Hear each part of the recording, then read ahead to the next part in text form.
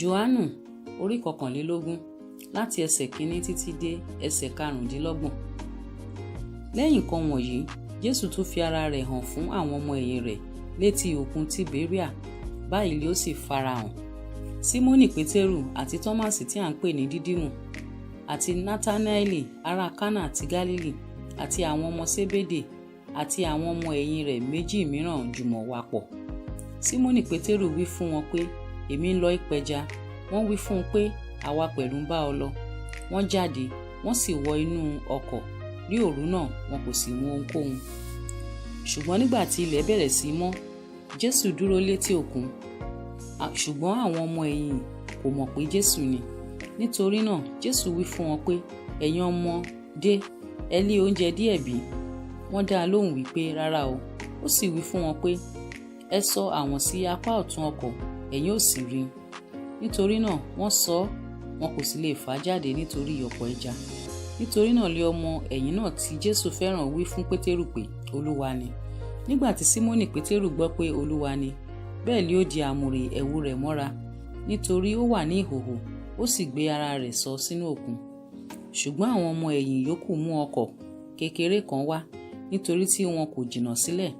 Ṣùgbọ́n bí ìwọ̀n igba ìgbọ̀nwọ́, wọ́n ń wọ́ àwọn náà tí ó kún fún ẹja. Nígbà tí wọ́n gúnlẹ̀, wọ́n rí iná ẹyìn níbẹ̀, àti ẹja lórí rẹ̀ àti àkàrà.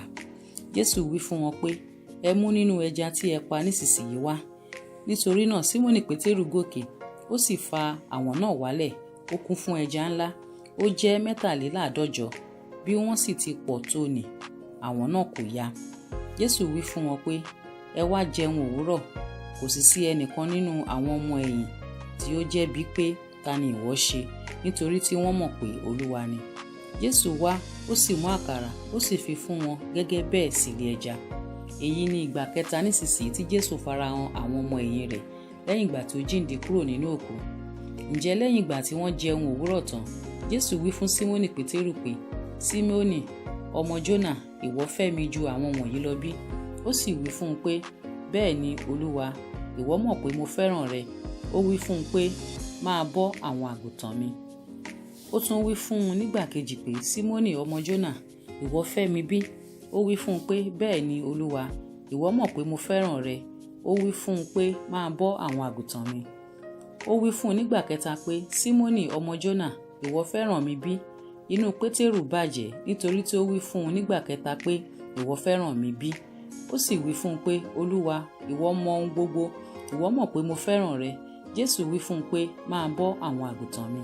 Lóòótọ́ lóòótọ́ ni mo wí fún ọ, nígbà tí ìwọ wà lé ọmọdé, ìwọ á máa di ara rẹ lé àmùrè, ìwọ á sì máa rìn lọ sí ibi tí ìwọ bá fẹ́. Ṣùgbọ́n nígbà tí ìwọ bá di arúgbó, ìwọ ò na ọwọ́ rẹ jáde, ẹlòmíràn yóò sì dì ọ́ lé àmùrè, yóò sì mú ọ lọ sí ibi tí ìwọ kò fẹ́. Ó wí èyí, ó fi ń ṣàpẹẹrẹ irú ikú tí yóò fi fún Ọlọ́run lógo.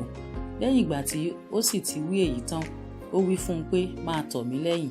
Pétérù sì yí padà, ó rí ọmọ ẹ̀yìn nì, ẹni tí Jésù fẹ́ràn, ń bọ̀ lẹ́yìn, ẹni tí ó sì rọ̀gún sí àyà rẹ̀ nígbà oúnjẹ alẹ́, tí ó sì wí fún un pé, Olúwa, ta lẹni tí yóò fi ọ́ hàn?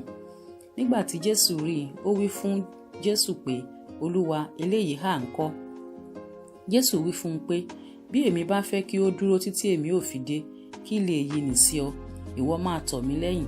Nítorí náà ọ̀rọ̀ yìí sì tàn káàkiri láàrin àwọn arákùnrin pé, ọmọ ẹ̀yìn ni kì yóò kú. Ṣùgbọ́n Jésù kò wí fún un pé òun kì yóò kú. Ṣùgbọ́n bí èmi bá fẹ́ kí ó dúró títí èmi ò fi dé, kí lè yí nì sí ọ.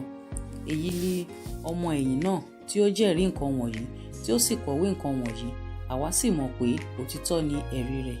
Ọ̀pọ̀lọpọ̀ ohun mìíràn pẹ̀lú ni Jésù ṣe, èyí tí bí a bá kọ̀wé wọn ní ọ̀kọ̀ọ̀kan, mo rò pé àyè pàápàá kò lè gba ìwé náà tí a bá kọ.